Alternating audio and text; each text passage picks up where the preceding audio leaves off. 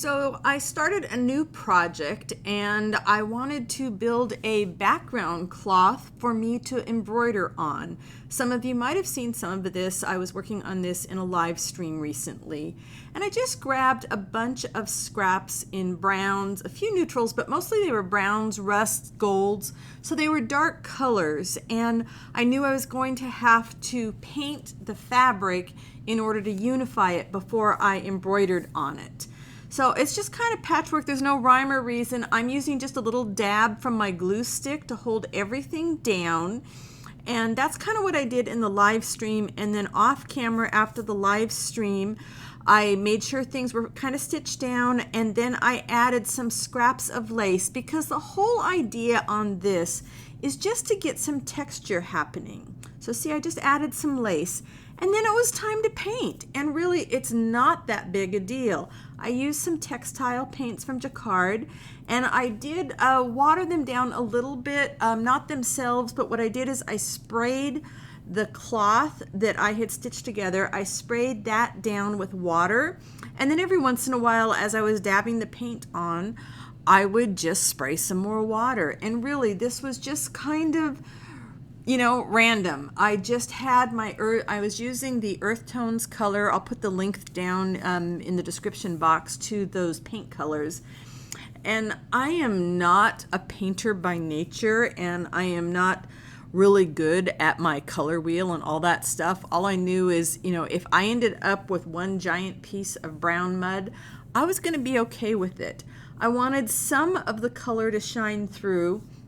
But, I wasn't, this is just kind of an experiment. Like, one of the things I learned, I had stitched on some leaves and some little circle pieces of lace that I had cut from doilies and tablecloths, thinking that might work with something. And by the time I got to the end of this, I decided, I don't like that so much, so I probably won't do that again. But it's not that big a deal. This is kind of like a giant what if. What if I did this, and then what's going to happen? So my approach to painting this was just to keep dabbing paint on until I liked it.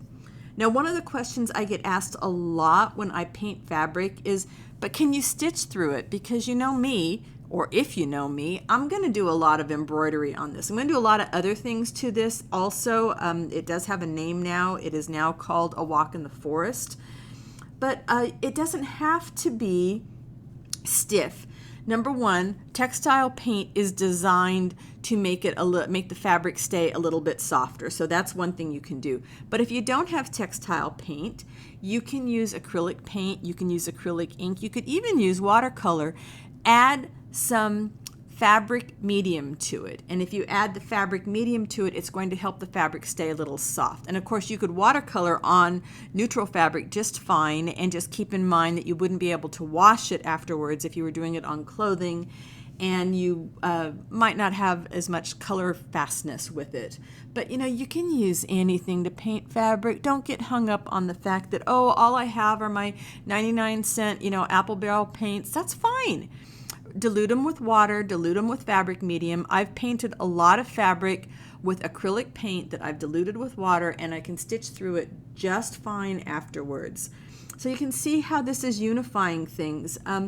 One of the things, I didn't have a picture of it ahead of time, but I did stitch on some cheesecloth, so it was bright white, and I put it in a few spaces on the end of each corner, and then along at the top, because I can envision some things that I'm going to do with it as this piece continues to evolve.